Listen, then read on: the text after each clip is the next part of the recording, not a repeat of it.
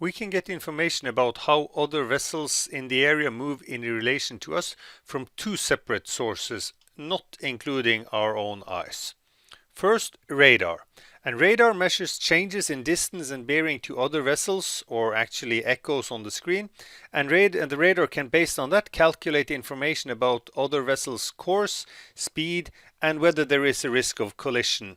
This is presented as CPA and TCPA, which we will look at. The AIS, often displayed on an ECDIS screen or an electronic chart screen. Vessels that are equipped with AIS, they can exchange information with one another about their own position, course and speed, and based on that they can calculate whether there is a risk of collision, also displayed as CPA and TCPA. Now both radar and AIS provide data on other vessels and how close they will get to us in a standardized way, and we need to understand this presentation in order to interpret the situation correctly and act in accordance with the collision regulations.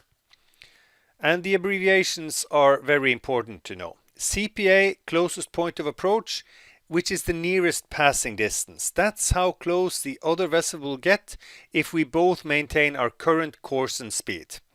CPA is presented as a positive number. The unit is nautical miles.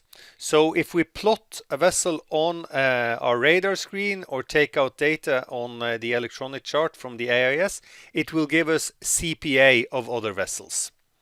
TCPA is time to closest point of approach and time to the nearest passing distance, the time until the vessels are at their closest. If the number is negative, it means that the distance between the vessels is increasing. The unit is hours, minutes, and perhaps seconds. BCR, bow crossing range, that is how far in front of our bow the second vessel will pass. If the number is negative, it means that it will pass astern of us. Unit is nautical miles. BCT, bow crossing time, the amount of time until the other vessel passes directly in front of or directly behind us. If the number is negative, it means that the vessel has already passed in front of or behind us. Unit, hours, minutes, and perhaps seconds. Some examples. We have plotted the orange ship, and we have a CPA of 0.3 nautical miles and a TCPA of 4 minutes. That means that in 4 minutes, the other vessel will be 0.3 nautical miles away from us, assuming that we both maintain our current course and speed. Does that mean that there is a risk of collision? Well, maybe not. So anyhow, that's what the CPA and TCPA for this situation tells us. Next situation, we have a CPA of 0.3 nautical miles, a TCPA of 4 minutes, BCR of 0.4 nautical miles, and a BCT of 3 minutes. This means that in 3 minutes, the other vessel will be 0.4 nautical miles directly in front of us. Whereas in 4 minutes, it will be a little bit closer, 0.3 nautical miles away. So that's what that information means. Next situation, we have a CPA of 0.3 nautical miles, a TCPA of 4 minutes, a BCR of minus 0.6 nautical miles, and a BCT of 7 minutes.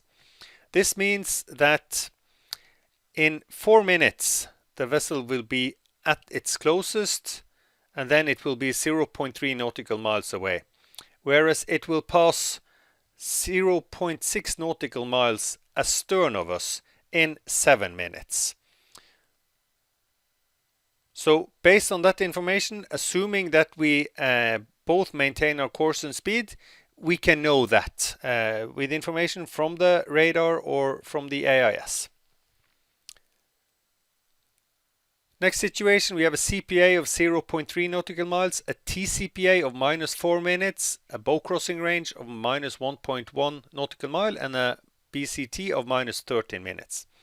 This means that 4 minutes ago, the other vessel was 0.3 nautical miles away from us.